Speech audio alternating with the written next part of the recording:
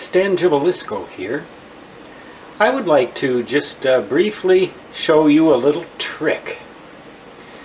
And maybe you'll sooner or later, if you fool around with lamps enough, like I do, sometime I ought to open a store called Time and Light, because I have this fetish about clocks and lamps. So I could just have people bring in their old clocks and lamps and fix them up and sell them time and light. Oh well, there are a lot of things I'd like to do, but in only so many hours in the day. I think I'm just going to move to the mountains of Wyoming and get a dog and name him Murphy. I was just thinking about that today. Oh well, I'm rambling. Here's the lamp. Now, this lamp has a little bulb in it, and it's on, as you can see. And that little bulb is an LED light bulb. I like those LED bulbs because they last just about forever. This one probably outlived me.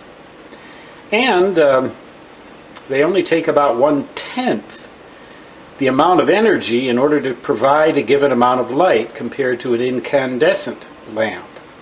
This is approximately a 15 watt equivalent, 15 watt incandescent equivalent light bulb, but it only consumes 1.3 actual watts of power.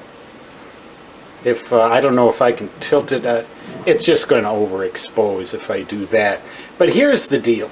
I wanted to put this little bulb in here, this little torpedo LED light bulb, and you have to screw it right down into the top. See, all right. The shade goes on like this. It fits over this little assembly right there. Do you see that? The wire's right precisely coming out of it, obscuring it. Little thing here, and this shade like this just fits right on over there, and then you have to screw the bulb down in there after you put the shade on there. Well, when I tried to put this LED light bulb in here, as you can see, it has kind of a fat base. And that base wouldn't go, it prevented the light bulb from getting all the way down past these little supports in there to make contact with the socket. And so I'd screw it in there and it would get caught on these cross braces before the little tip on the end of that light bulb could reach the contact down in there. So I was very, very frustrated. The other little incandescent bulbs that I had were much narrower at the base and they would go down. Well, this is just a little glitch. I'm going to unplug that before I show you this. I'm the kind of guy who'd forget that and then I'd pop the breaker and give you a real show. I've done that. I've actually been so stupid as to cut plugged in wires and forget to switch the breaker off first. Of course, then the breaker goes off by itself with a little bit of fireworks. I mean, this is the engineer speaking here, the electronics expert, the guru, who's so forgetful that he doesn't even know to turn the power off before he takes it.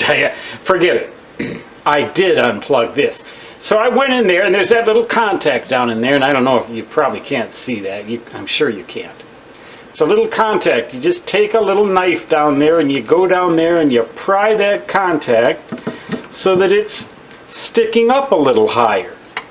Sticking up a little higher. Now see, when I screwed this bulb in before, that base kept it from going in all the way before it made contact down there. And I thought, what am I going to do? I mean, I want to use this LED in here because it's actually a little bit brighter and better color than the other bulb, and I just like these LEDs, so I did that. And then, lo and behold, when I screwed that bulb in, let there be light. Let there be light.